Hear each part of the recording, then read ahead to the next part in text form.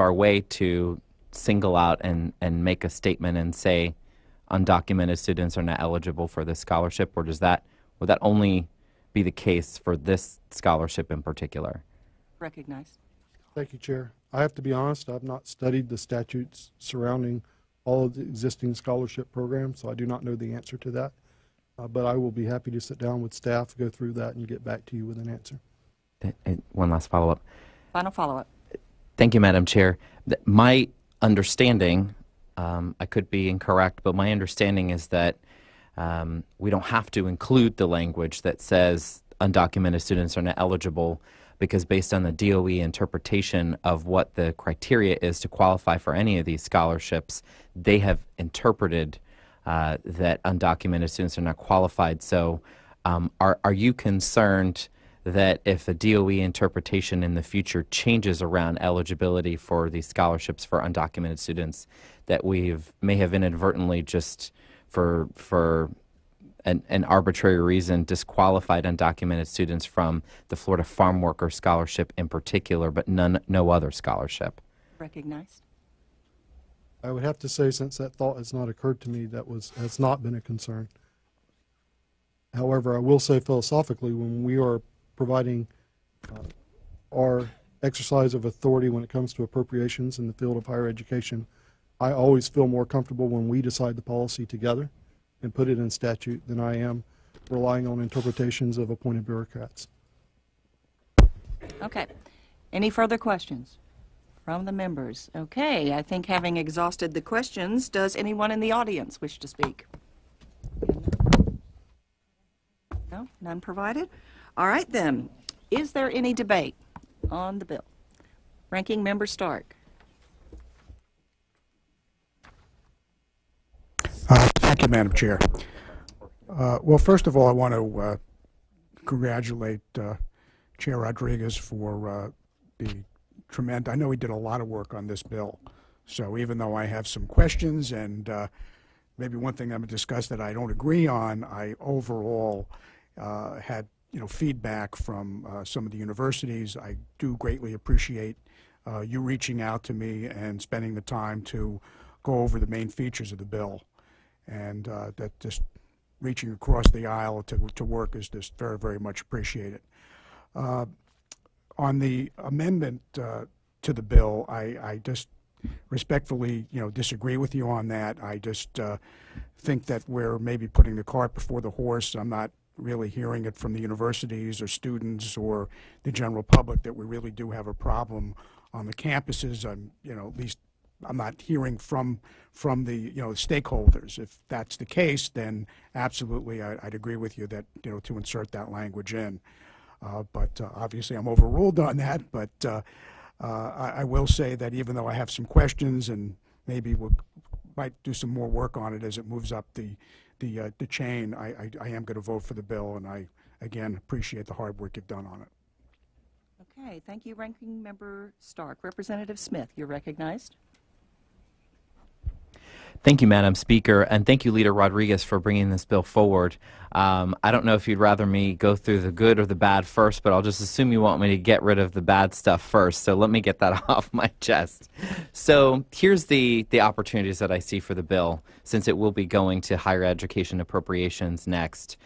First, to Representative Stark's point, the amendment requiring that the BOG do a survey of all of our institutions, making sure that they're promoting diversity, intellectual diversity. I just don't think that that's necessary. I know that you mentioned that the justification for that change was responding to what we've seen in the news. I suppose you mean seeing that perhaps that conservative voices are being squashed at universities around the country. I think that's a theory and ideology. I don't think that that's the case. What I saw in the news is that our own governor declared a state of emergency because the University of Florida felt compelled to invite a white supremacist to come and speak on their campus, and all chaos broke out as a result. I'd hate for your amendment to have the unintended consequence of perhaps someday down the road requiring universities to meet some sort of quota to invite provocative and controversial speakers just so that they can prove a point to the state that they've promoted some sort of intellectual diversity. I don't think that's good public policy.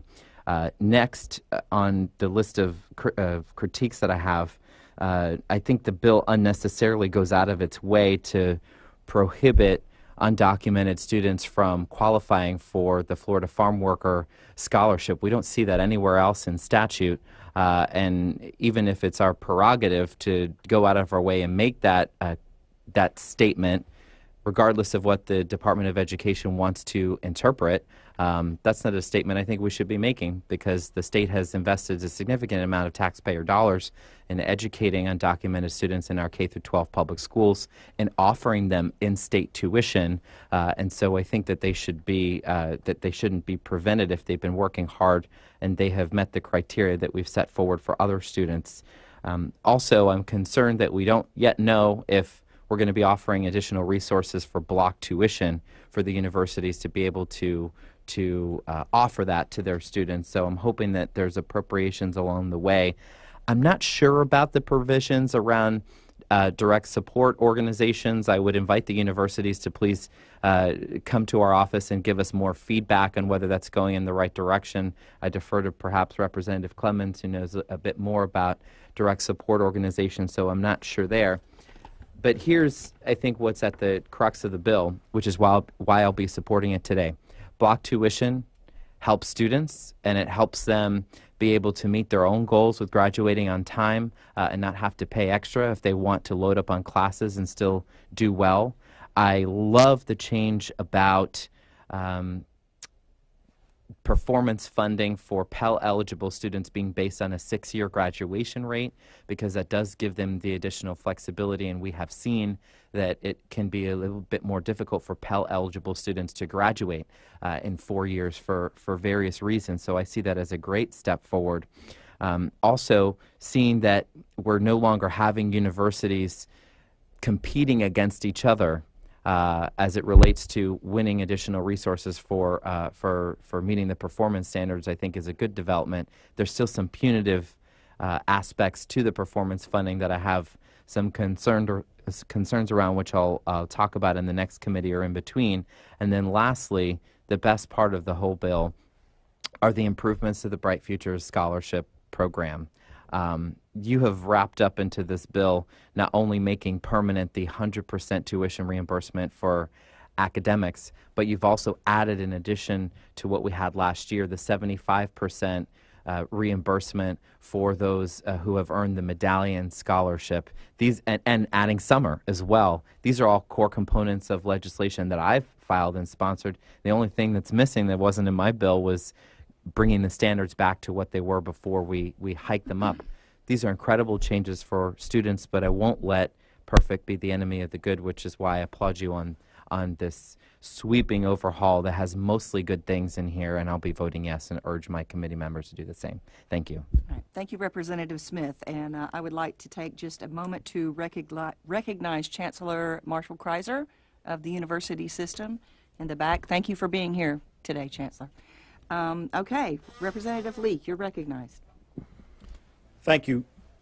Members, this is one of those bills that makes me feel good about my time spent up here, because frequently we are called upon to do things that are important, but appropriately fall in the category of tinkering or technical things. This is not that. This is big. This is a policy issue, and it's consequential. And sometimes when you propose those types of policy changes and consequential changes, change is uncomfortable. Disrupting the status quo is uncomfortable. But I applaud Leader Rodriguez for this bill, and really any member bold enough to propose something that is big, that is consequential. And I hope that you all will join with me today in supporting this bill, and I urge you all to move it forward today. Thank you. Thank you, Representative Leake. Representative Clemens, you are recognized. Thank you, Madam Chair, and I want to thank Leader Rodriguez for bringing it. This is a huge move. It's a big lift. It's a heavy lift. You did a phenomenal job of explaining a very complicated bill. by taking the risk of swimming against the grain. There are multiple things in this bill that I can embrace and support. But I would hope that between this committee stop and the time it gets to the floor, my no vote today certainly won't indicate that I would vote against it on the floor, but I'm voting no today basically in protest for promises. And it has nothing to do with Leader or him carrying this bill today. The no vote today in this committee in protest is to stand up for the promise of matching funds. And I know the Leader and I have had conversations about this, and we're not far apart from that. I believe that if you go to a member of the public and you say the state of Florida, which is now us because we're legislators, says that if you would donate money for X or Y or Z, the state will bring their matching funds to the table after you've brought your money to the table. And I know that Florida had times of extingency and the downturn, and we could not match those funds. But it's been 10 years. It's been 10 years since those matching funds have been brought to the table by the state, which is us. I find it really hard today, and though I'm 99% with you, Leader, but I find it really hard today that we're going to create a brand new matching funds program and promise people if they donate money that we're going to not only donate $1 for a dollar, but $2 for every dollar.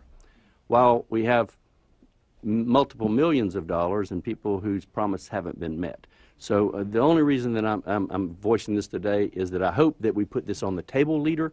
I hope that we have dialogue between the DSOs and the next committee stop that comes. I hope that we can come to a resolution on this and find a bill that, man, it can sail through the floor and make all parties whole. But if we don't live up to our promises, I believe that it's a terrible thing, and I will urge my colleagues to help work on this between now and the next stop. Thank you, Leader. Thank you, Madam Chair. Thank you, Representative. Representative Mariano, you're recognized. Thank you, Madam Chair, and thank you again, Leader, for bringing this excellent bill forward. This bill is going to change so many lives for students in the state of Florida. You know, with the first piece, with the block tuition, I'd love to see the 30 annual hours in the language as well as an implementation date. But really the biggest piece of this, I'm sure as everyone can agree, is the Bright Futures expansion that we're working on. You know, last year we made a huge first step expanding it to the academic scholars to 100% tuition with a $300 textbook stipend. And I can't even enumerate how many messages, calls, emails I received of how this is going to let someone follow their dreams and attend a university where they weren't going to be able to before. And even with that incredible change, there were students who still felt left out. And while I was ecstatic to support the bill on the floor, I'm even more ecstatic to support this one because of we're lumping in the medallion scholars as well and increasing it to 75%.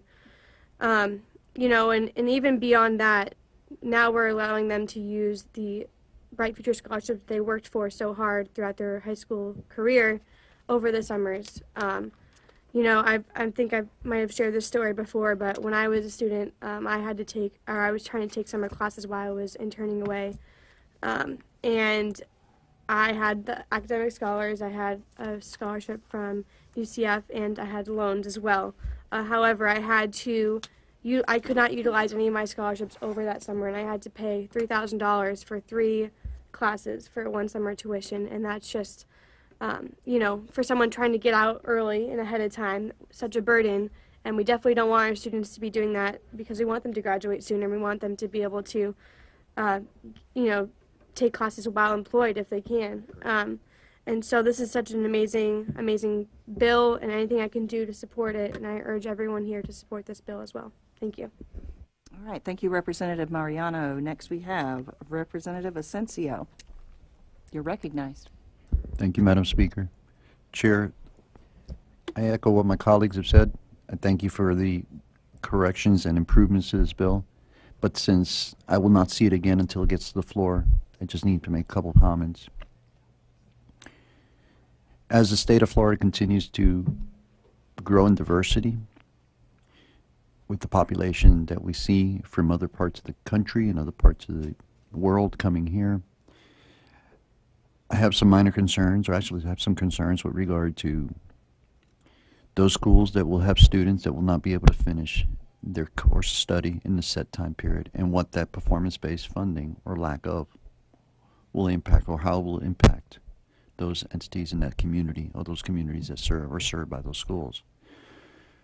I'd like to speak with you offline about that and see if we can improve and consider some proactive measures, some safeguards, if you will, as well as the addition of programs in the STEM field that would be considered for the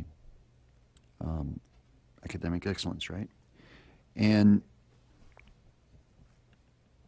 I'm going to vote for this bill today, yes, to get it through committee, but I certainly have those reservations, and I'd like to see, like my colleagues, once it gets to the floor, if they're addressed, I'd like to support it, because I agree that there's much good that's here. So thank you. Thank you. Representative Ponder, you're recognized. Thank you so much, Chairman. I appreciate that. Leader, I mean, I'm in awe of the work you've done to put this bill together. There's so many different parts in it that just bring excellence to the facets to which they underserve. I want to thank Chancellor Chrysler for being here and the leadership he brings to our state and university system. For me, what I think that this does for me is it speaks to where we're going. And I think we as legislators, because of the excellence we have and the success we've had in our university system so far, it'd be easy to rest on the laurels of, hey, we're great, pat ourselves, or as a state, thank the leadership and move forward. But I think with, things are moving quickly in education. There's things are taking place. And so I think for us as a state and what you're doing in this bill, it keeps us on the edge of tipping forward into tomorrow. And this bill, to me, speaks to a point going forward with vision and purpose and a foundation that we can stand on, that we can be proud of. But it's revolutionary from a standpoint. It helps Florida remain on not just the edge, but on the forefront and cutting edge of being excellent and a leader. And so I highly compliment that. And to me, what I see is, because there's different facets to the bill, and it does accomplish a lot, all within the umbrella of the state university system, to me, that's the water. You're raising the water level in it, and the benefits of each of the parts are like the vessels on top. So you're really bringing a spirit of excellence and forward thinking to it, and I applaud you and the staff that y'all have done, and I'm looking forward to continue to support it through the process, and I appreciate your leadership on it. Thanks. Thank you. Representative Ahern, you're recognized. Thank you, Madam Chair, and since Vice Chair Ponder of my committee just stole all my remarks, I'll keep this real short, but because I think the same thing, it's just amazing what a bold initiative this is going forward, having some vision going forward on this kind of a bill, and the policy that continues, I think, to make Florida one of the best places to be able to get an affordable something in higher education so affordable, and to continue to work to make that continue to happen, to reduce student debt, to create some expectations of things that aren't being done in other states on the diversity issue, to look at all, just keep trying to look at ways to make it better. And so I applaud Leader Rodriguez on this great bill, and look forward to seeing where this goes as it comes towards our committee. So thank you. Thank you, Representative Ahern. And Leader Rodriguez, I would just like to say that I, too, am very grateful for the commitment that you've had to this bill, and your willingness to not rest on our laurels, that we as a very excellent institution, as compared nationally, was not enough.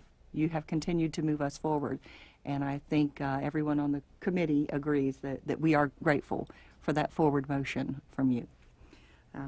And so you are recognized to close on that note. Thank you, Chair. And I want to thank the committee for some very good questions. I want to echo what Representative Ponder said and Chair Ahern. During my freshman term 5 years ago, we passed bold policy in higher education when we created performance-based funding, when we created preeminent funding, and when we created emerging preeminent funding. And what we've seen 4 years later, after that's been implemented, is our system has improved, and it's improved substantially. It can be documented through metrics, and we can show the progress that's been made and the benefit to our students. And so I believe if we continue to push the envelope, we can take a great system and make it even better, which is what our goal is with this bill. This is a big bill. As many of you who have worked with me on other big bills and other big topics know, it will evolve as we work through the process. The goal is to lay out the concepts that we think are as important, and then to go back and refine the language into a working policy. So for those of you that are on education, this may look different when it gets to you. For those of you who won't see it again to the floor, it may look different by the time it gets to the floor. But these are the concepts that we're seeking to deploy here in the state of Florida. I think they're very important, and I think we can take a great system and make it better. Not only have we seen improvement in our students, if you look at our preeminent institutions, our flagship has cracked the top 10 nationally. I think you can attribute a significant portion of that to the investment we've made in them through preeminent funding. Among our emerging preeminents, one of those emerging preeminents, USF, is about to become preeminent. So what we're doing works, and it works for our students, it works for our faculty, but it could work even better if we tweak it and look at opportunity for improvement rather than just resting on our laurels. So that's the motivation behind the policy in this bill. And obviously, what we've seen from our students, particularly when President Negron did the tour across the campuses, was a need for opportunities via scholarships and via new ways to pay for and take their classes in order to help them get out in 4 years. And that's what's behind a number of the scholarship programs, the restoration of funding for scholarship programs, and the block tuition policy. It's in everyone's goal to make higher education accessible and affordable, and that's what we think we're doing in this bill. So with that, I ask for your support. Thank you. Thank you very much, Leader Rodriguez. Kirsten, would you please call the roll? Oh, PCS for HB 423 is the bill. Altman. Yes. Ahern. Yes. Asensio. Yes. Clemens. Leak. Yes. Magar. Yes. Mariano. Yes. Yes. Ponder. Silvers. Yes. Smith. Yes. Stark. Yes. Trumbull. Chair Porter. Yes. By your vote, PCS for HB 423 will be reported favorably. Thank you and congratulations. Thank you, Leader. committee. All right, well, that's it. All right, if there is nothing further, and just very quickly let me say I want to thank everyone here for your very thoughtful and respectful questions, comments, and debate. I really appreciate the manner in which this committee conducts itself, and I'm very, very proud to have each and every one of you on this committee.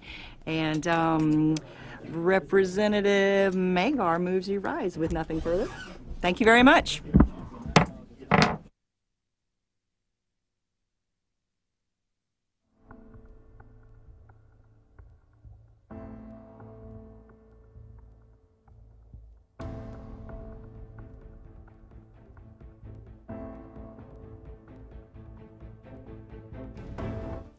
Thank you, Mr. Chodos, for coming today. Appreciate you being here. Our next speaker is Rick Mahler with J.P. Morgan Chase. J.P. Morgan Chase waves in support. Scott Jenkins of Wells Fargo. I had to step out, but he waves. Wells Fargo waves. Wells Fargo waves in support. Very good. That concludes our appearances on the bill today. Is there any debate on the bill? Representative Grawl, you are recognized in debate. Thank you, Madam Chair, and I would like to thank the bill sponsor for addressing this issue this year after the robust conversation we had last year. And I haven't necessarily changed my position on electronic wills, but I would encourage everyone on the committee to watch the notarized demonstration if you have not done so already.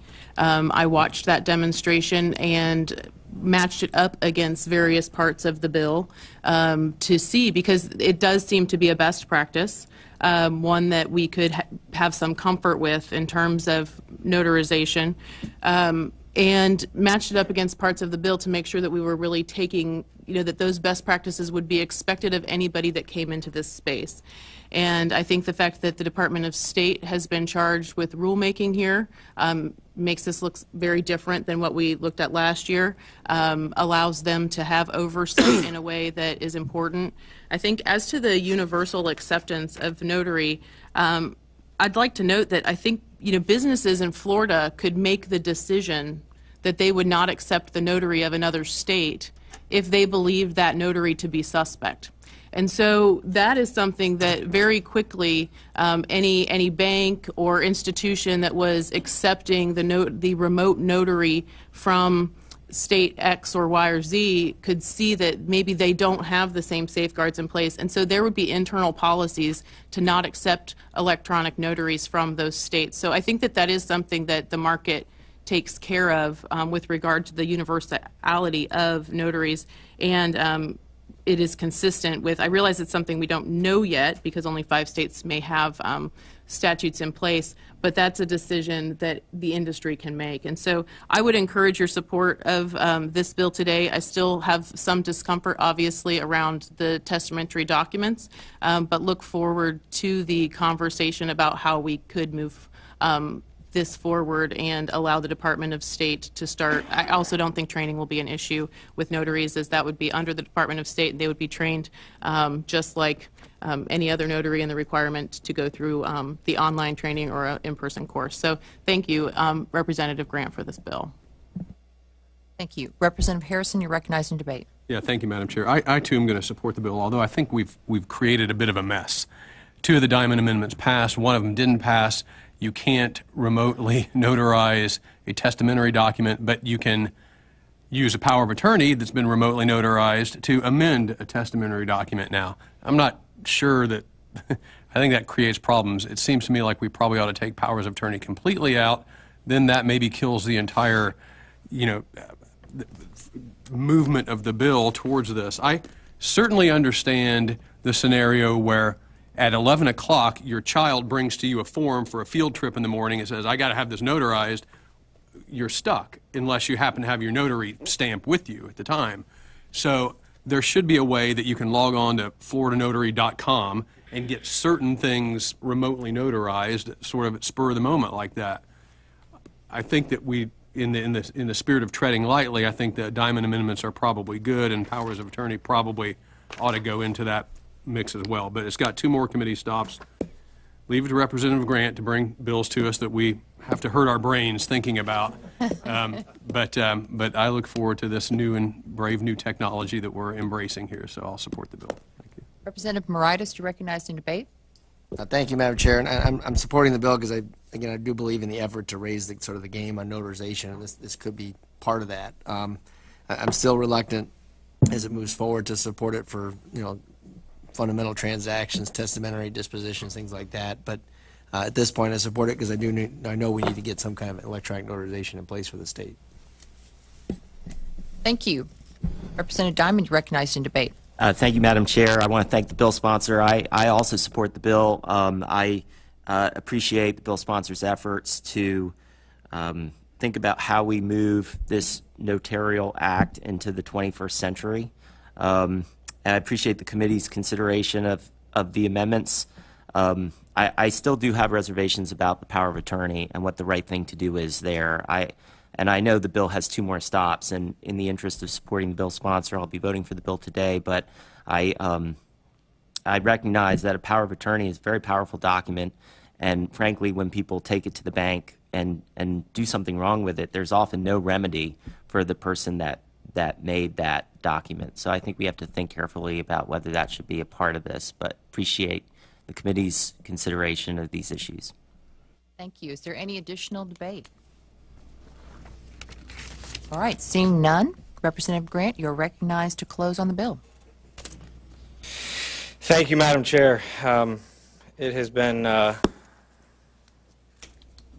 interesting to hear the concerns. My hope and my intention was that hearing the concerns of both the stakeholders that sit behind us and the members of our chamber who expressly asked for this, that this would be a much more streamlined hearing. So we clearly have some work to do. I don't know what a landline is, but I'll leave that for a later conversation, or why would anyone would need such a thing. But I want to touch on a couple things. Members, there is a common theme. The carve-outs fall into one bucket, transactions that don't involve lawyers. And so either a notary itself is good enough or it's not. Nobody has filed a bill to suggest that we should have a second testamentary seal for kids going on field trips and for other documents. Nobody has filed that. Nobody has said that we should have two classes, that there's notary A and then there's the really serious notary. For thousands of years, notary has been the law. For hundreds of years, as was heard today, notary has been the law. So I would suggest to us as policymakers that either a notary is sufficient and required or it's not. So if the transaction of sending your kid on a field trip is so insignificant that it could allow for innovation of online notaries, then let's just abolish the need for a notary to send a kid on a field trip. It would at least be intellectually honest. But what we hear are carve-outs that say, I just don't feel comfortable with notaries and transactions that involve lawyers. We simultaneously hear the reciprocity argument. I'm sympathetic to it. But what we didn't hear was somebody walk up here and say, you know what, we have concerns about laws that could come in the future, so here's a solution. Let's go ahead and agree to reciprocity of the things that are currently in statute in other states, and let's allow future legislatures to review other online notaries and determine whether or not we want to have it. But we didn't hear that. We heard the parade of horribles and what if with innovation, and nobody stood up and said, here's what it would take to stamp out fraud that's currently happening on paper. We heard it last year with electronic wills, and we heard it again today. If innovation happens, bad things are going to happen. Guess what? Fraud's happening today. It happens on paper every single day. None of the stakeholders walk up and say, here's the amount of regulation and here's the security protocols that it would take to stamp out the fraud that's happening today. What they say is, as long as we keep the status quo, as long as we're comfortable in our space, as long as we can hide behind the hypotheticals of what will happen if we move into an innovative age and give consumers the choice to make a decision that they want something more secure, then we're okay. So just carve us out and we'll be okay. Members, I think Representative Harrison said that I'm known for bringing bills that hurt the brain. I hope that means that it's disruptive and innovative. I also hope that my willingness to work with the stakeholders and committee members is known. My hope is that we maintain the intellectual honesty that we should all seek as policymakers to ask ourselves the difference between what is good policy and what is protectionism. Because if the answer is always to new things, bad things will happen, we will maintain in the status quo. It's easy to put on a palm card, I believe in free markets and the rule of law and commerce and the American dream, but I think free markets are good, but members, if we don't trust our constituents enough to be able to understand that where there is actually evidence, where there is an IP address, where there is filming, I mean, we talk about the most sensitive documents, the documents that created the controversy last year with the electronic wills bill and the documents that created the carve-out conversation today. In the status quo, when the decedent is dead, there is largely no evidence. And it's really hard to get a dead person to testify. Never tried it, but it just seems really difficult. What seems to be more reliable, what seems to streamline the litigation we currently have in the probate world and that we currently have with power of attorney is evidence. How do you let the dead person speak? You put them on camera, you record it, you had an IP address, you have the entire transaction recorded. So, members, I appreciate the debate. I'm obviously looking forward to working with you. I understand that to Representative Harrison's point, I think it's fairly made. There's now a mess. That's what the committee process is for, is to create mess and clean up messes and try and have a better work product. It is also not lost on me, Madam Chair, as I close, that George Moritas did vote no on that final amendment, and I feel like that is a legislative achievement I never thought I would have. So, Representative Shaw, I appreciate you calling attention to the fact that you didn't get to vote and giving Representative Moritas the opportunity to support me in this committee for once. So, members, I appreciate all your hard work and your conversation on that. And with that, Madam Chair, I close. Thank you. DJ, will you please call the roll on HB 771? Representatives Burton? Yes. Byrd? Yes. Cortez? Yes. Diamond? Yes. Rawl? Yes. Grant? Yes. Harrison? Moritas? Yes. Perez? Yes. Shaw? Yes. Stafford? Yes. Toledo? Watson? Yes. White? Yes. Chair Fitzenhagen? Yes. Bill passes, Madam Chair. All right, HB 771 will be reported favorably as amended. Congratulations, Representative Grant. And in closing, I'd like to recognize that Representative Grawl is moving that staff make technical corrections to the bills as amended and passed, or the amendments that were passed today. So without objection, I'm going to show that motion adopted. Representative Grawl is also moving that we rise, and without objection, the meeting is adjourned.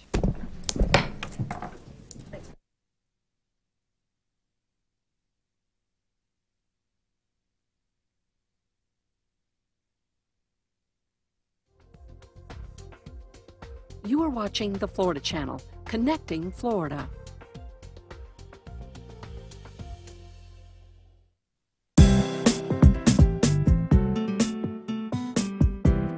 A couple years ago, I was an advocate for Equality Florida, our state's largest LGBTQ civil rights organization, right here in the Capitol. And one of the bills that I was fighting against on behalf of Equality Florida was a bill filed by a House member that made it a crime for transgender Floridians to use public restrooms. Luckily, that bill was defeated, but during that process of committee hearings and votes in various parts of the process, I realized that I could be the strongest advocate that I wanted to be and the most effective advocate on the issues that I cared about, not as an advocate for Equality Florida, but instead as a member of the House. And that was when I decided to run. And luckily, the voters supported my first run, and I'm honored to be serving in the House. Search it, find it, watch it. That's all you have to do to access programming archived on thefloridachannel.org. To search, just click the Search tab located on the right side of our homepage. You can type in keywords, names, or dates to find what you're looking for. When you find it, click on the Play tab, and you are ready to watch. No matter what state government event you are looking for, search it, find it, watch it. Only at thefloridachannel.org.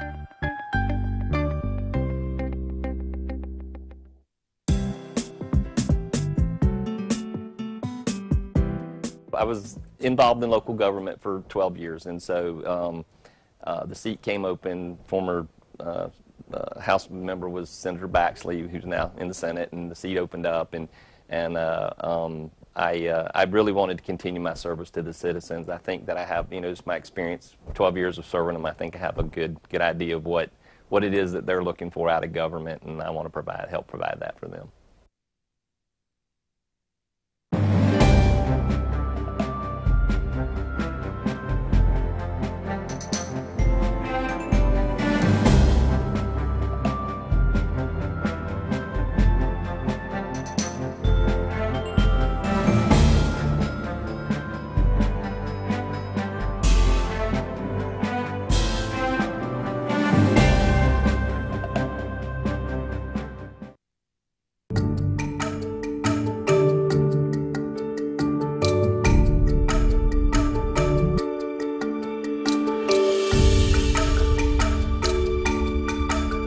God We Trust was adopted by Florida lawmakers as part of the state seal in 1868, but it wasn't officially designated in state statute as Florida's motto until 2006. It's the same motto of the United States and is slightly different from what was considered Florida's first state motto, "In God is our trust." Florida Symbols is a production of WFSU TV, The Florida Channel, and is based on information from the Florida Department of State and its cultural, historical, and information programs.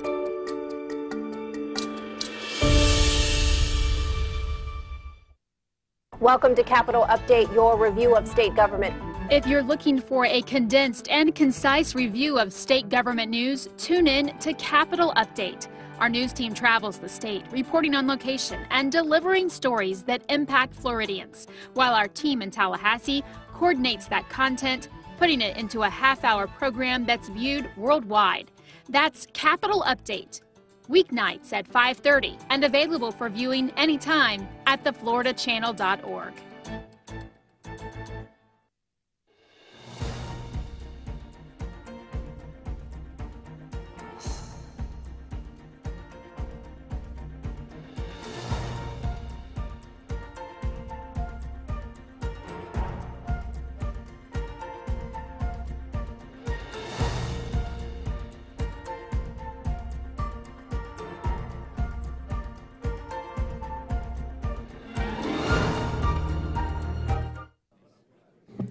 Okay, I would like to call our meeting to order. Administrative Assistant, please call the roll. Chair Simpson. Here. Senator Powell. Here. Senator Benaquisto. Senator Bradley. Senator Gaynor. Senator Galvano. Senator Gibson. Senator Rader. Senator Stargell. Senator Thurston. Mr. Chair, we have a quorum. Thank you. Could we please stand for the pledge? I pledge allegiance to the flag of the United States of America and to the republic for which it stands, one nation, under God, indivisible, with liberty and justice for all. Okay. Anyone who wishes to speak before the committee, please complete an appearance and turn it into staff. If you check the box on the wait form, we will read your record into position into the record. Please turn off all cell phones. And we are now going to tab 3, Senate Bill 328. By Senator Baxley, veteran identification. You are recognized to explain the bill. Thank you, Mr. Chairman. As you know, we pride ourselves in being the most veteran-friendly state. And one of the things that we've discovered is that many times veterans have a difficult time proving that they are veterans in order to qualify for discounts, for things that are going on, special things that happen for access for veterans. And so we just want, this bill simply directs the Highway and Safety Motor Vehicle to create a veteran ID card that can be used by veterans as proof of their veteran status for obtaining discounts or fee waivers. Thank you. Thank you. Is there any questions of the sponsors? There are no amendments. Are there any appearance cards? No appearance cards. Any debate on the bill? Seeing none, Senator Baxley waives his close. Please call the roll on Senate Bill 328. Senator Benaquisto. Senator Bradley. Senator Gaynor. Senator Galvano. Yes. Senator Gibson. Yes. Senator Rader. Yes. Senator Stargell. Yes. Senator Thurston. Yes. Senator Powell. Yes. Chair Simpson. Yes, by your vote, show SB 328 will be reported favorably. Thank you, Chair. Tab 2. We're going to turn to tab 2 by Senator Book. Fees charged by tax collectors. Senator Book, you're recognized to explain the bill. Good morning, Mr. Chairman and committee members. Senate Bill 322 is a necessary update to Florida statutes due to the expanded role of tax collectors in administering the knowledge exam and the behind-the-wheel skills exam for driver's license testing. I know if I was still trying to get my driver's license doing the skill test, we probably owe them double, as well as the restatement of suspended and revoked driver's licenses. Under current law, when tax collectors conduct these driver's license services, the tax collectors are not receiving the fees for these services. This bill cures the inequity and the antiquated law for when these services were only administered by driver's license offices. The bill is supported by the Department of Highway Safety and Motor Vehicles and the Florida Tax Collector Association, and I am simply asking for your favorable support. Thank you, Mr. Chairman and committee. Thank you. Are there any questions of the sponsor? There is one appearance card, Sharon Jordan, with the, she's the president of the Florida Tax Collectors Association. You are recognized. Thank you. Is there any debate? Seeing no debate, Senator Book waives her close. Please call the roll on Senate Bill 322. Senator Benaquisto. Yes. Senator Bradley. Senator Gaynor. Yes. Senator Galvano. Yes. Senator Gibson. Senator Rader. Yes. Senator Stargell. Yes. Senator Thurston. Yes. Senator Powell. Yes. Chair Simpson. Yes. By your vote, show Senate Bill 322 will be reported favorably. Tab 4. We're going to turn to tab 4, Senate Bill 672 by Senator Stargell. You are recognized to explain the bill.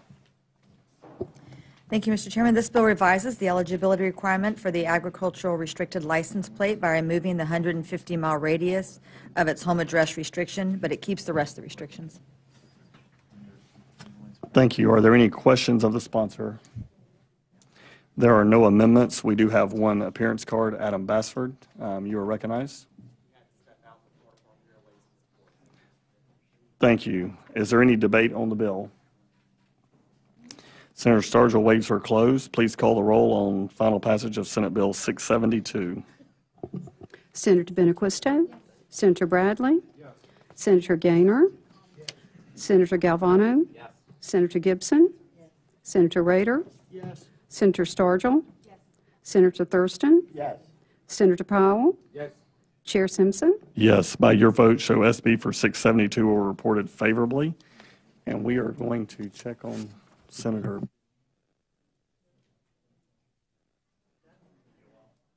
Okay, is there any other business to become before the committee? Senator Bradley? You want to register your votes, or? Yes. Mr. Budget Chair? I don't have my little list that shows. Is he?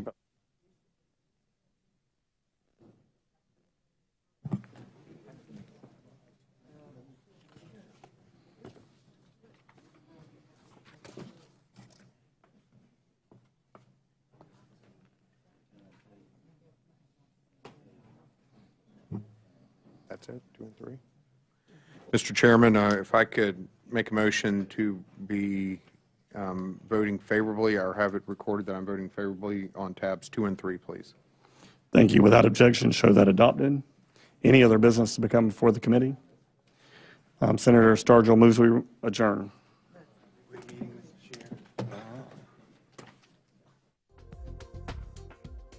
You are watching the Florida Channel, connecting you to your state government.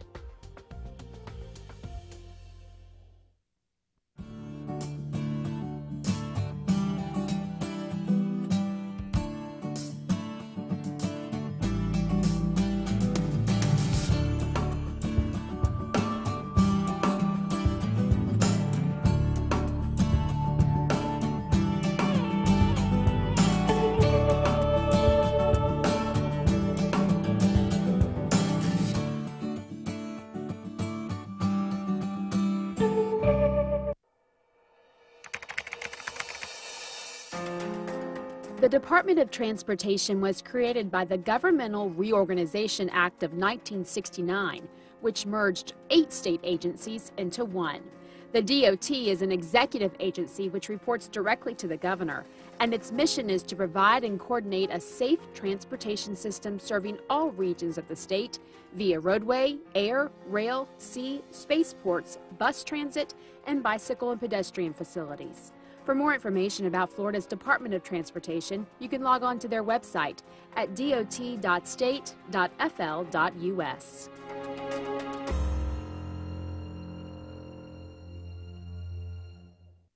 Here at the Florida Channel, our mission has always been about connecting viewers to your state government. But that connection goes beyond our live gavel-to-gavel coverage.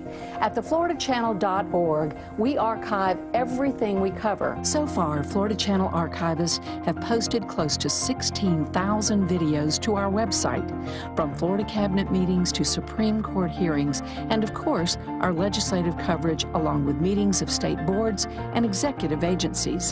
And the great news is, we are just getting started. Every day we're digging up past state government events on tape and converting them to digital content, as well as archiving our day-to-day coverage you can't find anywhere else.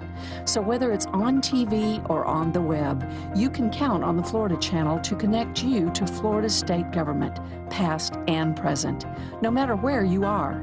We are the Florida Channel, a public service provided by the Florida Legislature, WFSU-TV, and Florida State University.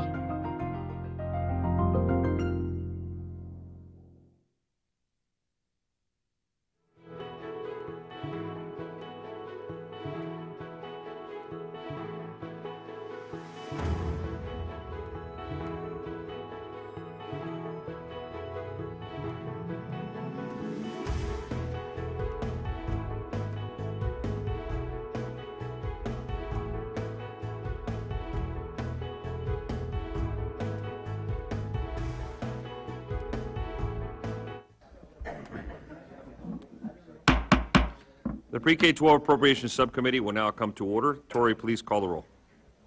Chair Diaz, Present. Representatives Anton, Brown, Donalds, Fisher, Hardeman, Latvala, Lee, McLean, Olszewski, Newton, Payne, Rayburn, Renner. Quorum is present, Mr. Chair. A quorum being present, I want to welcome everyone to the Pre-K-12 Appropriations Subcommittee. Please make sure your cell phones and other electronic devices are off or on vibrate. Any members of the public wishing to speak, please make sure you pass us an appearance card. Welcome, members. Again, on today's agenda, we have 20 appropriations bills, remembering that the House rules required these bills to be heard in order to be eligible for the House budget under our House Rule 5.14. We're gonna jump around because we do have some members. There's a higher ed committee that's starting. We have to get the chair and some of the members over there, and then we're gonna jump around and make sure we get all these done. We were close to a quorum. I think we're okay now. So just if you have to leave, you have somewhere that you have to present or something, just make sure you check in with Denise or Tori to make sure we have a good count on where we are with members. So with that, we're going to go to our first bill, and it's Chair Porter with HB 3335. We'll try to get you out of here. We know you have a pretty big deal going on. You're recognized. Thank you very much, Chairman, and I will be as brief as possible, which is very, very possible. So HB 3335 is the appropriations companion to HB 591, which is what we call Project Leo.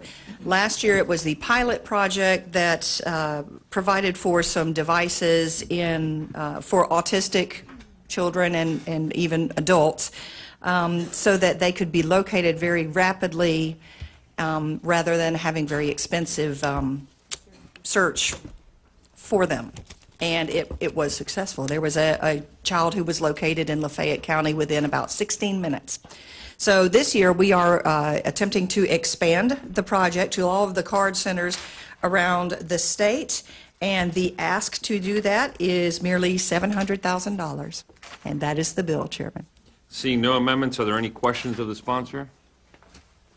Seeing no questions, do we have any public testimony? Seeing no public testimony, any debate? Seeing no debate on the bill, you're recognized to close. Waive Chair closed. Porter, having waived closed on the bill, Tori, please call the roll. Representatives Anton, Yes. Brown, Donalds, Yes. Fisher, Hardeman, Yes. Latvala, Yes. Lee, Yes. McLean, Yes. Olszewski, Yes. Newton, Payne, Yes. Rayburn, Yes. Renner, Yes. Chair Diaz, Yes. 11 yeas, 0 nays. Members, by your vote, show HB 3335 will be reported favorably. Thank you, Chairman. See, I promised.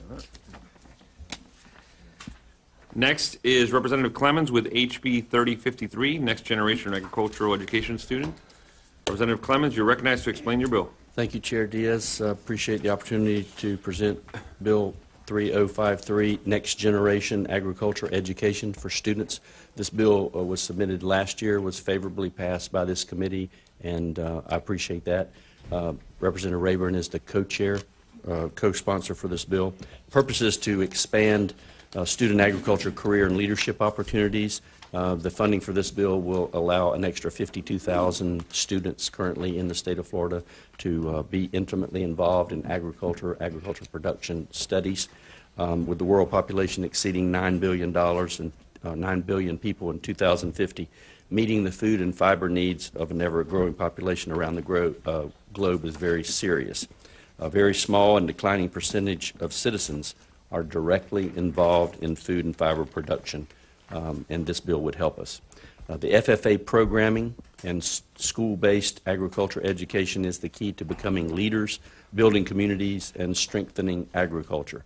FFA prepares our youth to lead our food and agriculture, natural resources systems in the decades ahead. This appropriation would allow each and every student enrolled in middle and high schools in the state of Florida to automatically be affiliated with the FFA at the state and national level at no cost to the student. Of the $1.25 million asked, $250,000 will be used to enhance the FFA Leadership Training Center in Haines City, Florida. Those enhancements will include upgrades in technology and facility maintenance to better serve the thousands of students who will utilize the facility. I might add, Mr. Chairman, that that facility was built by private donations. That's the bill, Mr. Chairman. Thank you. Seeing no amendments, are there questions of the sponsor? Seeing no questions, we do have appearance cards. Mitchell Singleton, Florida FFA, Area 1 State Vice President. Welcome. You're recognized. Thank you, Mr. Chairman. Committee members, thank you for allowing me to be here today. I'm really excited to be here. My team and I actually just flew back from South Africa after spending 2 weeks there learning about the agriculture industry and South African culture. And so I'm actually on my way home back to Pensacola, and that's why you're not necessarily seeing me in my blue jacket, because I haven't made my way home yet. But I'm here today representing over 18,000 FFA members in the state of Florida, but also over 65,000 students enrolled in agriculture education courses on the middle and high school level. And for me personally, my FFA story doesn't begin like most of you may think. I don't have a background in agriculture. None of my family are farmers. I joined FFA in the 6th grade at Ernest Ward Middle School because some of my friends were doing it, and I thought that would just be the cool thing to do. And so at that time, I was a shy little 6th grader who wouldn't be caught dead even speaking in front of this committee this morning. But also, I didn't know that I could have a place in agriculture because at that time, my plan wasn't to grow up and to be a farmer. But through the 7 years that I have zipped up that blue corduroy jacket, I have realized that I could take every opportunity that it has given me to step out of my comfort zone, to grow myself as an individual, to grow myself as a leader. But equally as important, I realized that even I have a place in the agriculture industry. As I've studied and as I've gained knowledge, I've realized that agriculture encompasses so much more than just production agriculture. So whether you're a scientist, a social media marketer, or for me, who wants to go into education, there's a place for everyone in the agriculture industry. Now, my story of personal growth is not exclusive to me. There are hundreds of thousands of past and current FFA members whose story of personal growth is very similar to mine. And in the state of Florida, we have about 60,000 students enrolled in ag education. And like I said, only 18,000 of those are FFA members. And so that's about 28% of all the students are active FFA members. And so what this funding will do is it will allow us to truly change the future of Florida FFA forever by allowing the over 60,000 students enrolled in agriculture education courses all across the state of Florida the opportunity to be active members of the national FFA organization at no cost to them. The opportunities that FFA has given me and the thousands of its members that it has seen over the last 90 years are available to all the members. And so we are asking your support to be able to open the door for every student in ag education courses in the state of Florida so that we can build a better future for them, a better future for Florida, and a better future for the United States of America. Thank you, Mr. Chairman. Thank you. Ronnie Simmons, Florida FFA Association Executive Director. Waves in support. Thank you very much. Michael Regalzi, Florida FFA Foundation Executive Director. Mr. Chairman, I waive in support. Wave in support. Thank you very much. Seeing no further appearance cards, is there debate on the bill? Seeing no debate, Representative Clemens, you're recognized to close. Waive closed, Mr. Chairman. Representative Clemens, having waived closed. Tory, please call the roll. Representatives Anton? Yes. Brown? Yes. Donalds? Yes. Fisher? Hardeman? Yes. Latvala? Yes. Lee? Yes. McLean? Yes. Olszewski? Yes. Newton? Payne? Yes. Rayburn? Yes. Renner? Yes. Chair Diaz? Yes. 12 yeas, 0 nays. Members, by your vote, show HB 3053 will be reported favorably. Thank you very much. HB 3031, Representative Ponder, you're recognized. So we can get you to committee. Thank you, Mr. Chairman. Appreciate it very much. Vice Chair Donalds, Ranking Member Lee. Committee, it's an honor to be before you today. House Bill 3031 is a $1.2 million request on behalf of our school district in Okaloosa County. I'm honored and thankful today to have with us our Superintendent of Schools, Mary Beth Jackson, that will also be speaking here shortly. But essentially what we have in Okaloosa County, we have one elementary school that's to the west of Hurlburt Field. Hurlburt Field is our Special Ops Command for the Air Force, United States Air Force. Because of the growth in the base and population, the state of Florida built wisely a flyover to help with traffic congestion around the base. Unfortunately, what it created in terms of being a force readiness issue with the base is during school time, pick up and drop off, there's just extreme congestion. There's no, our school system runs on a triple-tier system, so the bus routes are extremely tight. And so the request, Mr. Chairman, is for $1.2 million to acquire 11 new school buses that will be dedicated to this elementary school in order to work with not just the school and the parents, but also the military and force readiness. And so with that, Mr. Chairman, that is the bill. Thank you. Seeing no amendments, are there questions of the sponsor? Seeing no questions, we do have one appearance card. Mary Beth Jackson, Okaloosa County School District Superintendent. Welcome.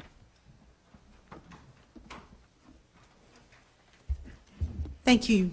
Thank you, Senator. Chairman Diaz. I'm really a little nervous following that young man. He was quite something. I have a feeling he'll be sitting up there one day.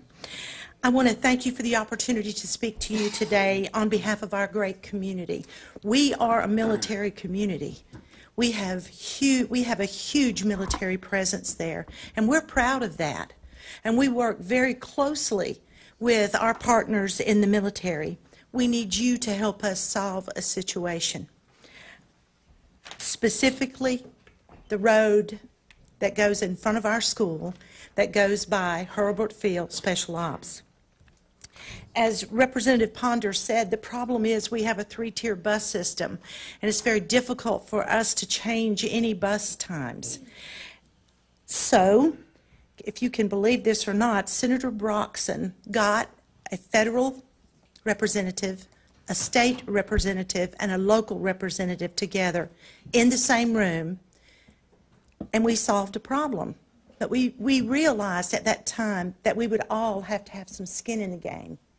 So we sat down and we figured, what can we do to solve this? As you know, our world is a world where our military must be ready to move quickly and at a moment's notice. And because of that, we have decided that there is a solution to this problem. The first thing that I would say to you is I am willing to put in a recurring cost of $325,000 a year to pay for bus drivers, maintenance, fuel, so that that school can have their own dedicated bus fleet. There will be 10 regular buses and then one special needs bus for those special needs children. House Bill 3031 would provide the money for those buses. In Okaloosa County, I'm not proud of this fact, but we have the oldest bus fleet in the state of Florida and the oldest buildings. Our money's tight, but we're willing to make this recurring commitment to help solve this problem. The Red Horse Group, and I don't know if you know who they are, from Hulbert, they're the guys that go out when we go into an area and they build the runways and they build all of that. Colonel Dorman, who we've worked very closely with, has agreed to use Red Horse Group to be able to reroute some areas around our bus so that our buses can get in and out of our school very quickly. So as you can see, what we're asking you for today is an appropriation to purchase those buses. Those buses will be solely dedicated to that school. I commit to you as the superintendent, they will not be moved from that school. In the event we needed to remove our children quickly, or they needed us to evacuate the area for any type of military readiness, those buses would be standing at the ready. I would appreciate your consideration of this bill. Thank you. Seeing no further testimonies or debate on the bill, seeing no debate on the bill, Representative Ponder, you're recognized to close. Chair Diaz, thank you again for the time and the opportunity. Without a close. Wave close. Representative Ponder having closed. Tory, please call the roll. Representatives Anton? Yes. Brown? Yes. Donalds? Yes. Fisher? Hardman? Yes. Latvala? Yes. Lee? Yes. McLean? Yes. Olszewski? Yes. Newton? Yes. Payne? Yes. Rayburn? Renner? Chair Diaz? Yes. 12 yeas, 0 nays. Members, by your vote, show HB 3031 will be reported favorably. Thank you. Okay, we got those members back in order. Chair Baleka, thank you for your patience. We're recognized to present HB 3817, Florida Charter Support Unit. Thank you so much, Mr. Chair. The Charter School Support Unit provides assistance to charter schools throughout Florida. It's a free resource that provides invaluable assistance in accounting, startup, operations. It previously was funded through a federal grant. That grant and administered through our Department of Education. That grant ran out last year, so this would replace that with state funding. That is the request. All right. Seeing no amendments, are there questions of the sponsor? Seeing no questions, appearance cards? No appearance cards. Debate. Members, any debate on the bill? Seeing no debate, Chair Baleka, you recognize to close. Waive close. Representative Baleka, having waived close on the bill, Tory, please call the roll. Representatives Anton? Yes. Brown? Donalds? Yes. Fisher? Yes. Hardeman? Yes. Latvala? Yes. Lee? Yes. McLean? Yes. Olszewski? Yes. Newton? Yes. Payne? Rayburn? Renner? Yes. Chair Diaz? Yes. 12 yeas, 0 nays. Members by your vote show HB 3817 will be reported favorably. Thank you so much. Thank you. Next, Chairman Ingoglia with HB 4479, Hernando County School District Project Seahorse. Do you need any water with that, Chairman? Or I do. That's a separate appropriation. okay, you're recognized. Thank you, Mr. Chair. Thank you, members. Currently, Hernando County ranks very low for mental health funding per capita in the state. A couple of years ago, the state funded a mental health program for elementary and middle school children called Project Starfish. This year, we are asking for the state for seed money to start Project Seahorse, where high school students can receive mental health counseling and services like coaching and personalized planning while getting elective credits. These guidance counselors and therapists will help them prepare to be successful in high school and ultimately college, and that is the bill, Mr. Chair. Seeing no amendments, are there questions of the sponsor? Seeing no questions, do we have any appearance cards? No appearance cards. Debate. Members in debate? Seeing no debate, Chairman, you're recognized to close on your bill. Waive closed. Chairman Ingoglia, having waived closed on the bill, Tory, please call the roll. Representatives Anton? Yes. Brown? Donalds? Yes. Fisher? Yes. Hardeman? Yes. Latvala? Yes. Lee? Yes. McLean? Yes. Olszewski? Yes. Newton? Yes. Payne? Yes. Rayburn? Renner? Yes. Chair Diaz? Yes. 13 yeas, 0 nays. Members by your vote show HB 4479 will be reported favorably. Thank you, members. Next, we have Representative Cortez with HB 2709, After School All-Stars. Representative Cortez, you are recognized to explain your bill. Thank you, Mr. Chairman. Good morning, members. HB 2709 is an appropriation request in the amount of $1.638,591 from the general revenue. After School All-Stars is a program that serves Miami, Orange, Hillsborough County. Last year, over 8,000 students were served. For right now, also this year, with this request, it hopes to serve many of those impacted as a result of Hurricane Maria. That is the request, Mr. Chairman. Seeing no amendments, are there questions of the sponsor? Seeing no questions, we do have one appearance card. Star Hudspeth from After School All-Stars, Director. Waves in support. Thank you very much. Seeing no further appearance cards, is there debate on the bill? Seeing no debate, Representative Cortez, you recognize to close. Waive close, Mr. Chairman. Representative Cortez, having waived close, Tory, please call the roll. Representatives Anton? Yes. Brown? Yes. Donalds? Yes. Fisher? Yes. Hardeman? Yes. Latvala? Yes. Lee? Yes. McLean? Yes. Olszewski? Yes. Newton? Yes. Payne? Yes. Rayburn? Renner? Yes. Chair Diaz? Yes. 13 yeas, 0 nays. Members by your vote show HB 2709 will be reported favorably. Thank you. Representative Cortez, stay up there. You have House Bill 4431, Books to Babies Pilot Project, and you are recognized to explain your bill. Thank you, Mr. Chairman. HB 4431 is an appropriations request in the amount of $300,000 for the Books to Babies pilot program. It's a program we intend to start in Seminole and Orange County, which would provide books to expected mothers and new mothers to be able to be the child's first teachers.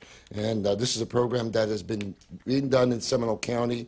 It's called the Great Start Program. It's been for the past 5 years, a great successful program, and we're starting to see the results as those children that were born 5 years ago and now going to school, and the hope is that they can start going into kindergarten already learning to read and write, and that is the appropriations request, Mr. Chairman. Seeing no amendments, members, are there any questions of the sponsor?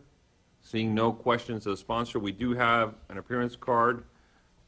Cody Woody, Orange County Public Schools. Waves of support. Thank you very much. Seeing no further appearance cards, is there debate on the bill? Seeing no debate, Representative Cortez, you're recognized to close. Waive close, Mr. Chair. Representative Cortez, having waived close, Tori, please call the roll. Representatives Anton? Brown? Yes. Donalds? Fisher? Hardeman? Latvala? Lee? Yes. McLean? Yes. Olszewski? Newton? Payne? Rayburn? Renner? Chair Diaz? Yes. 13 yeas, 0 nays. Members, by your vote, show HB 4431 will be reported favorably. Thank you, members.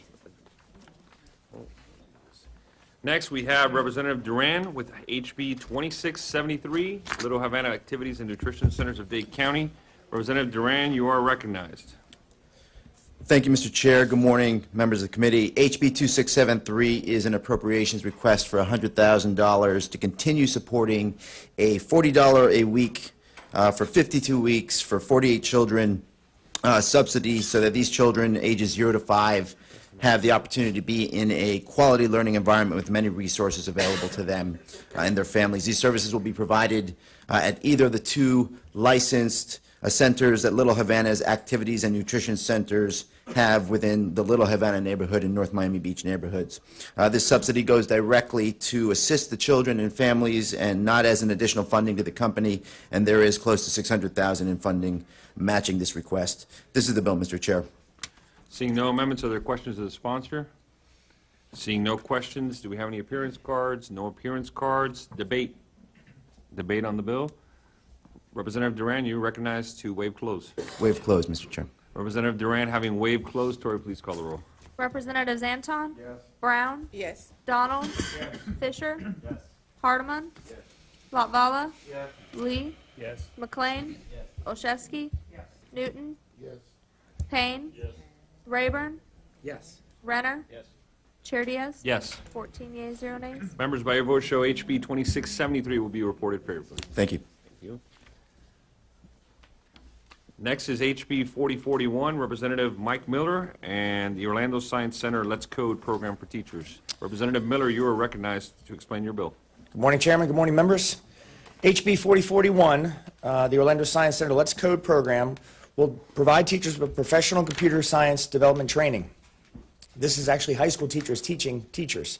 And by training these training these teachers through this program, we're hoping that the goal will be to teach kids computer science statewide. And one of the most interesting thing about this appropriations request, it's $177,000. It's actually it's going to teach a computer science AP level course without having to have a prerequisite. So even a guy like Representative Latvala can take this class if he decides. So with that, I close. Seeing no amendments, Representative Miller tried to close, but are there any questions of the sponsor? Since you tried to close without giving us information, is this going to is it required that this is distributed in Bitcoin? That's a great question. Seeing no further questions of the sponsor, we do have one appearance card, Heather Norton, Orlando Science Center. You're recognized. Thank you, Chairman. I just wanted to let everyone know that we have been working with code.org to bring this initiative to Orange County Public Schools for the past 2 years. We do have letters of support from the school districts and from several industry partners who are also interested in having more students exit their college education with the ability to enter the workforce trained. And so we feel this is a great way to start to bring this more broadly to our students across the Central Florida region. Thank you. Thank you very much. Seeing no further public testimony, members in debate. Seeing no debate, Representative Miller, you're recognized to waive close. Done. Representative Miller, having waived close, Tori, please call the roll. Representatives Anton? Brown? Yes. Donalds? Fisher? Hardeman? Latvala? Lee? McLean? Olszewski? Newton? Payne? Rayburn? Renner? Chair Diaz? Yes. 14 yeas, 0 nays. Members, by your vote, show HB 4041 will be reported favorably. Thank you very much. Thank you, Chair. Thank you, members. Next, Representative Plasencia with HB 2583, Teach for America. Representative Plasencia, you're recognized to explain your bill. Thank you, Mr. Chair. Thank you, members of the committee. HB 2583 is an appropriation for Teach for America that will allow TFA to increase the number of teachers they can recruit. The amount is $2 million. Teach for America has done an incredible job of trying to fill a lot of the vacancies we have across our urban areas in the state of Florida. But there's more that they need and more they can do. In addition to filling the vacancies in our urban areas, last year Teach for America partnered with the state of Florida to fill some of the needs that we have in Jefferson County as well. Also last year, Teach for America started a pilot program in Miami-Dade County so that we could train our teachers to serve in our underserved communities here in the state of Florida, as opposed to having to take our teachers to Houston and then bringing them back to the state of Florida. This money will be used for that program and for some of the programs that I mentioned earlier. Seeing no amendments, members, are there questions of the sponsor? Seeing no questions of the sponsor, we do have an appearance card. Matt Minnick, Teach for America, Managing Director. Waves of support. Thank you very much. Members, is there a debate on the bill? Seeing no debate, Representative Placencia, recognized to close. Waive close. Representative Placencia, having waived close, Tori, please call the roll. Representatives Anton? Yes. Brown? Yes. Donalds? Yes. Fisher? Yes. Hardeman? Yes. Latvala? Yes. Lee? Yes. McLean? Yes. Olszewski? Yes. Newton? Yes. Payne? Yes. Rayburn? Yes. Renner? Yes. Chair Diaz? Yes. 14 yeas, 0 nays. Members, by your vote, show HB 2583 reported favorably. Members, next we're going to go on to House Bill 3193, Jack and Jill's Children's Center by Representative DeVos. Representative DeVos, welcome. You're recognized to explain your bill. Thank you, Mr. Chair. Thank you for hearing this bill. Jack and Jill Children's Center serves high-need working families by providing quality early childhood education and family strengthening services in Broward County. Our goal is to expand the services to serve more financially disadvantaged children. This fills a significant need in our community.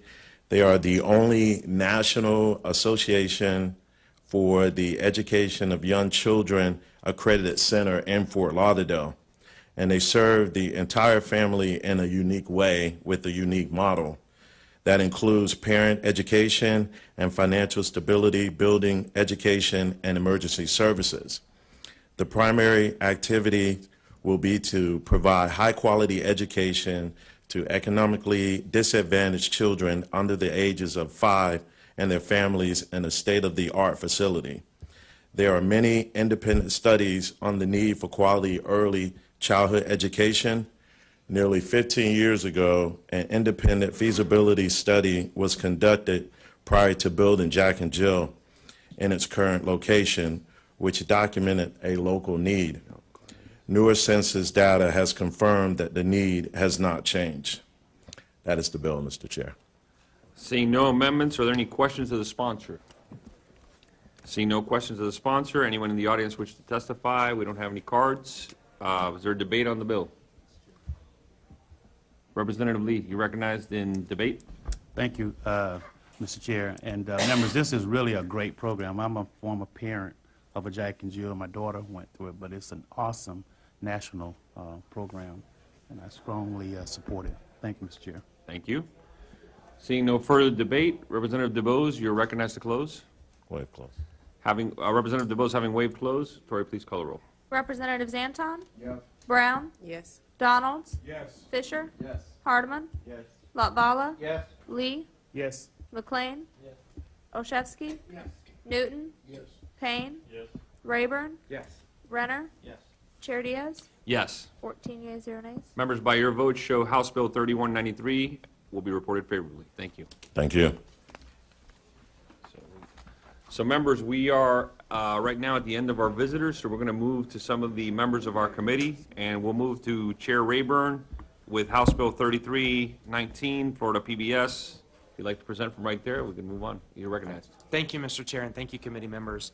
House Bill 3319 is a $1 million request for Florida PBS Learning Media.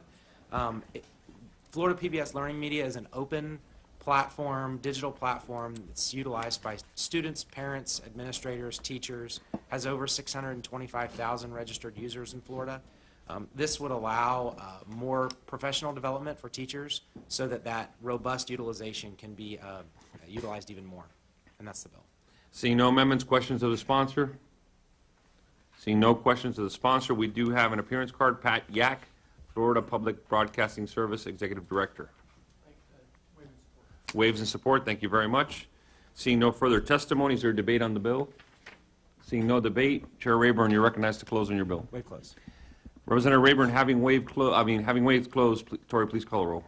Representatives Anton? Yes. Brown? Yes. Donalds? Yes. Fisher? Yes. Hardeman? Yes. Latvala? Yes. Lee? Yes. McLean? Olszewski? Yes. Newton? Yes. Payne? Yes. Rayburn? Yes. Renner? Yes. Chair Diaz? Yes. 14 yeas, 0 nays. Members, by your vote, show House Bill 3319 will be reported favorably.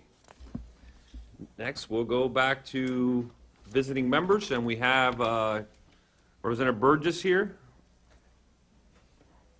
House Bill 4383, the Specialty Children's Hospital Academics Program. You are recognized to present your bill. Thank you very much, Mr. Chair. Members, HB 4383 appropriates $500,000 for the Johns Hopkins All Children's Hospital in St. Petersburg Patient Academic Program. The program allows for students who miss time away from school due to hospitalization or illness to continue with their academic work and not fall behind their peers. In the 2017-2018 budget, the legislature appropriated $425,000 to this program. The increase in funding will be used for two purposes: to purchase instructional supplies and other areas of curriculum support, and to create a position coordinator for the academic program. The program has grown exponentially, and its successes are just unmatched. And so we are looking to continue this good and noble program to help these children in their time of need. Seeing no amendments, are there questions of the sponsor?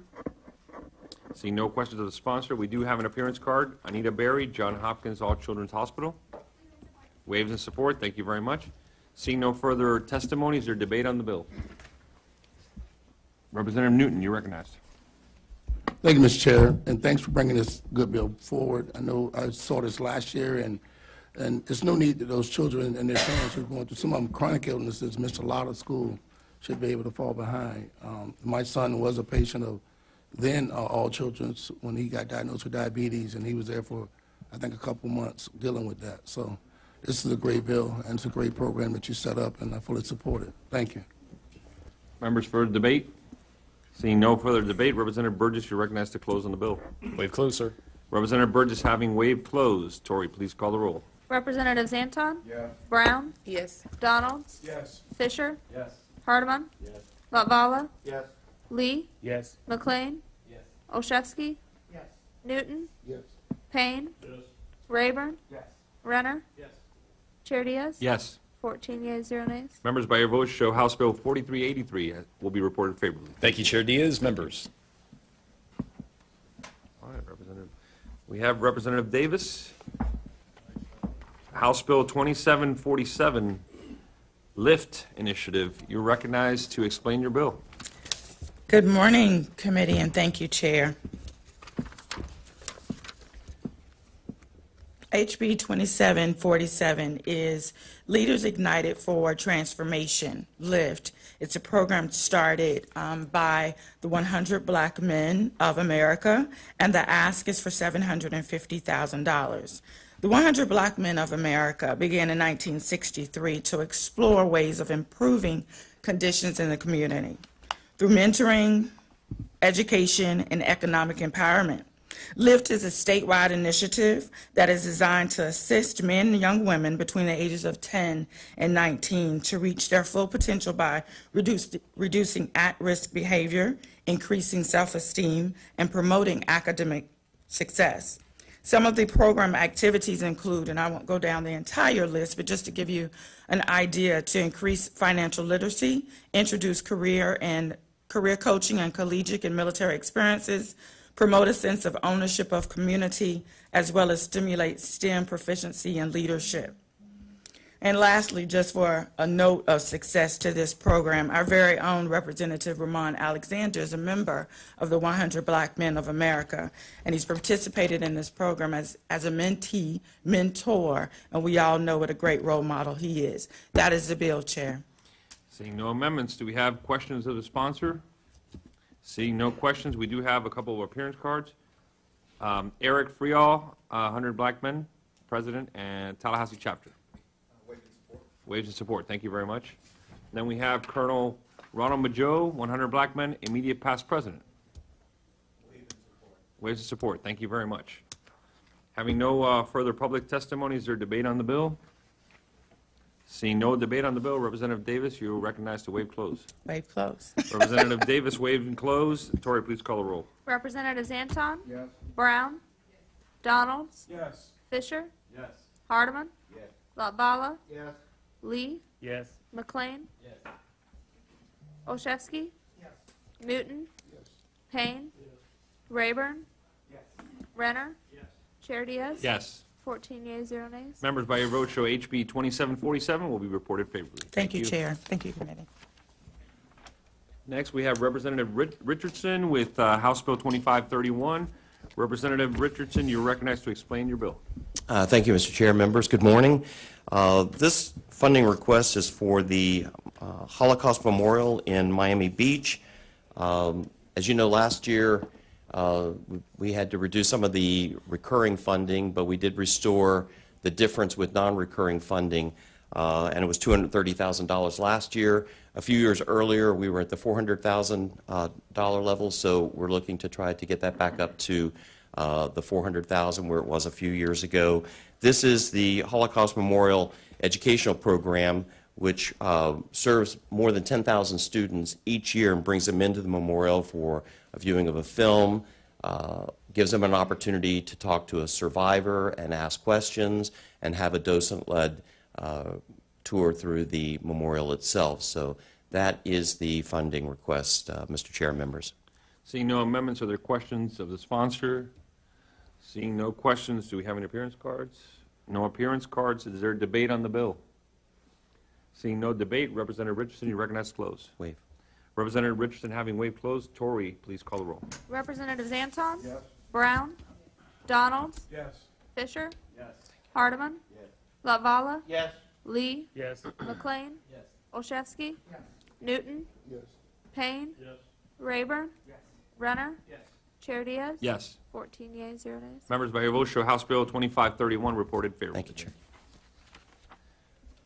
So we're going to, while we're waiting on some other members to show up, we're going to go to some of our committee members.